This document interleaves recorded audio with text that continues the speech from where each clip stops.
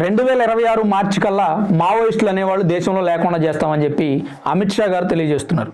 అసలు ఏది పోరాటం? రోడ్డు వేయడం పోరాటమా? ఉన్న రోడ్డును పేల్చేయడం పోరాటమా? బ్రిడ్జి వేయటం పోరాటమా? ఉన్న బ్రిడ్జిని కూల్చేయటం పోరాటమా? స్కూల్ కట్టడం పోరాటమా?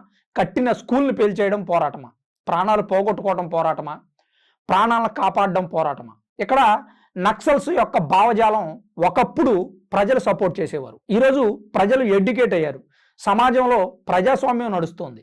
ప్రభుత్వాన్ని ఎన్నుకునేది ప్రజలు, ప్రభుత్వాన్ని ప్రశ్నించేది ప్రజలు. మధ్యలో నక్సల్స్ ఏం చేస్తున్నారు అన్న ఆలోచన ప్రజల్లో వచ్చింది. అందుకే ఒకప్పుడు నక్సల్స్కి హెల్ప్ చేసిన ప్రజలు ఈరోజు నక్సల్స్ని పోలీసులకు పట్టిస్తున్నారు. ఇలాంటి ఎగ్జాంపుల్స్ ఎన్నో. జీవిత సత్యాన్ని తెలుసుకున్నటువంటి మావోయిస్ట్ నాయకులు వారి దళాలతో సహా పోలీసులకు లొంగిపోతూ ఉన్నారు. ఒకప్పుడు నక్సల్స్ భావజాలం పోరాటం వల్ల దొరల నుంచి విముక్తి పొందేవారు.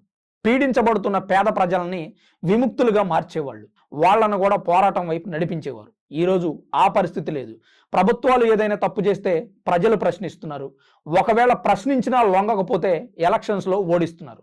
అలాంటప్పుడు నక్సల్స్ పాత్ర ఏముంది అని అనుకున్నారో ఏమో ప్రజలు నక్సల్స్కు సపోర్ట్ చేయడం లేదు. ఈ విషయాన్ని తెలుసుకున్నటువంటి నక్సల్స్ నాయకులు స్వతహాగా పోలీసులకు లొంగిపోతూ ఉన్నారు. మల్లోజుల వేణుగోపాల్ అనే నక్సల్స్ నాయకుడు పోలీసులకు లొంగిపోయారు. ఆయనతో పాటు మరో 60 మంది ఆయన దళం కూడా పోలీసులకు లొంగిపోవడం జరిగింది.